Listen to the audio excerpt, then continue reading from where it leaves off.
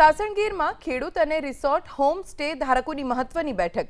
ગીર સોમનાથ અને જૂનાગઢ જિલ્લામાં નોટિસ દંડની કાર્યવાહીનો વિરોધ કરવામાં આવ્યો। 0 થી 1 કિલોમીટરની ત્રિજ્યામાં આવતા ખેડૂતો બેઠકમાં ઉપસ્થિત રહ્યા। પ્રશાસનની દંડની કાર્યવાહીના વિરોધમાં બેઠક કરવામાં આવી। 20 લાખ સુધીનો દંડ ફટકારાતા વિરોધ પ્રદર્શન। ધારાસભ્ય ભગવાનભાઈ અને અરવિંદ લાડાણી બેઠકમાં ઉપસ્થિત રહ્યા। બંને ધારાસભ્યોએ યોગ્ય નિરાકરણની ખાતરી આપી છે। જો યોગ્ય નિરાકરણ નહીં આવે તો ખેડૂતોએ આંદોલનની ચીમકી ઉચ્ચારી છે।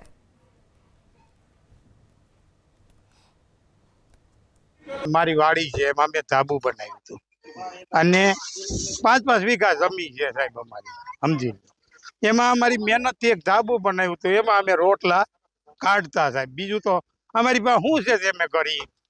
અને સાહેબ એમાં અમને નોટિસો આપ્યું કે ભાઈ આ તમે બધું બંધ કરજો, કારણ કે અમારે તો સાહેબ બીકનું માર્યું બંધ કરવું પડે। નાના માણસ શું કરવાના અમે વિચારો। ખેતી તો જાનવરોની સાહેબ બહુ રંજાડ છે અને કોઈ વસ્તુ થતી નથી જાનવરના હિસાબે બીજું કાંઈ। અને આ ધાબા જે ચાલુ કર્યા અમે એમાં અમે નભાવ કરીએ છીએ, પણ એ હમણાં સરકારે દંડ ઉપાડ્યા છે કે નોટિસો 3-3, 4-4 આપી દીધી અને એ ઉપરાંત હવે એને લેખિત હુકમ કર્યો કે તમે હવે ધાબુ બંધ કરી દો અને દંડ ભરી દો, અને સોગંદનામા અમારી પાસે લીધા છે। 0 થી 1 કિલોમીટરના ખેડૂતોને ફાર્મ હાઉસની મંજૂરી આપવી, એટલે ફાર્મ હાઉસ એટલે કે હોમ સ્ટેની એમની અંદર એ રોજીરોટી મળી રહે અને એની જગ્યાએ જે વન્ય પ્રાણીથી જે વેલાણ થાય છે તો આર્થિક રીતે ખેડૂત પાયમાલ ન થાય અને એના બાળ બચ્ચાને ભણાવી શકે, આ માટે હોમ સ્ટે હતું।